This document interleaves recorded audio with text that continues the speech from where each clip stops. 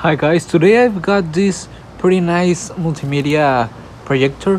It's a very good quality projector. Let's open it. First thing we see when we open the package are the cables, the controller. This is very important. It's like a regular TV remote.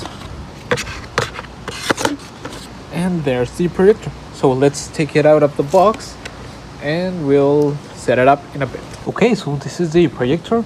It comes with this cap and you take it off. It's quite nice, I like the color. This projector is perfect to project movies outside when you're at a party or at a park. So I'm gonna set the screen right here on my backyard to see and test it how it looks on. Okay, so now this is how clear it looks on the projector at night. Here it is.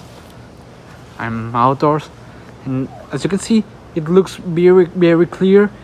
It has a crisp color and it comes with many apps like HBO, Prime Video and Disney Plus.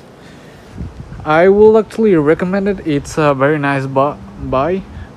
You can also connect it to the internet, so it's pretty interesting to use like in a party, on a camp even, stuff like that. So yeah, I do like it a lot and I really recommend it.